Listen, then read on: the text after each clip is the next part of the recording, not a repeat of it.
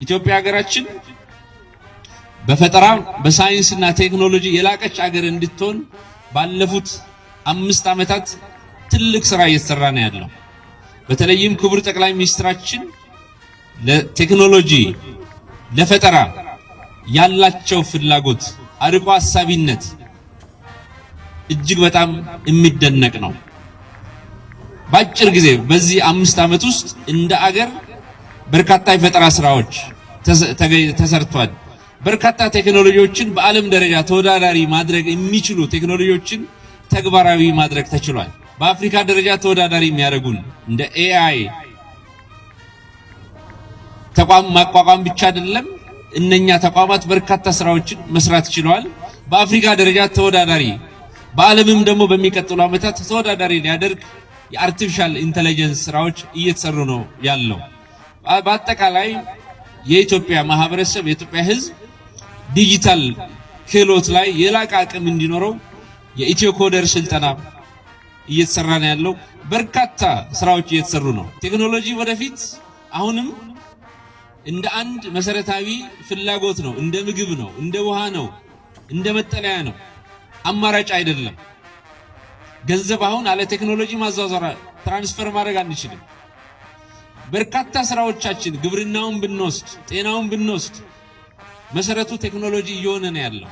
ስለዚህ ቴክኖሎጂ የአንድ የሰው ልጅ መሰረታዊ ፍላጎት እየሆነ መምጣቱን በመረዳት እንዲሁም የአገር ደህንነት ጭምር የአገር ህልውና ጭምር መሰረቱ በቴክኖሎጂ እየሆነ ስለመጣ ይሄንን አርቆ በማሰብ እየተሰራ ያለው ነገር ትልቅ እድል ነውና ይሄንን እድል እኛ ተቋማትን ምንመራ መዋቅሮችን ምንመራ አካላት ይሄን እድል በደንብ ተገንዝበን ፈጥነን ተግባራዊ ማድረግ እጅግ በጣም አስፈላጊ ነው።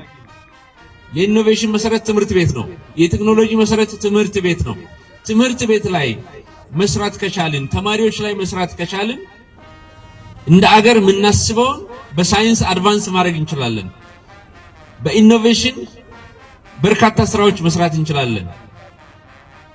ስለዚህ ትምህርት ቤቶቻችንን እንደ ክልላችንን የሳይንስ ላቦራቶሪዎችን ለማጠናከር ኢኒሼቲቭ ቀርጸን ወደ ስራ ልንገባ ዝግጅት እያደረግን ያለነው። ተማሪዎች ተግባር ተኮር ትምህርት መማር አለባቸው። ስለዚህ የሳይንስ ላቦራቶሪዎችን ለማጠናከር ጥረት እያደረግን ነው።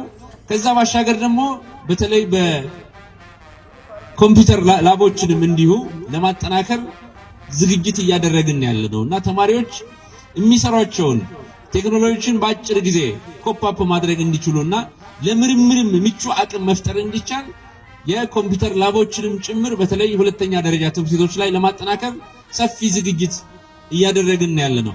እሱም ብቻም አይደለም፣ ክበባት የሳይንስና ፈጠራ ክበባት አሉን። እነኚህ ክበባት በተጠናከረ መንገድ እንዲሰሩ ጥረት እያደረግን ነው። ከዛም ባሻገር የኢንተርፕሪነርሺፕ ክበባትን ጭምር ለማቋቋም ጥረት እያደረግን ያለነው። ስለዚህ እነኚህን ሁኔታዎች እና ጥራት ያለውን ትምህርት ተግባራዊ ማድረግ ከቻልን ለሳይንስ ለኢኖቬሽን ፈጠራ ምቹ ከባቢ በትምህርት ቤቶቻችን በተማሪዎቻችን መፍጠር እንችላለን ማለት ነው። በተለይ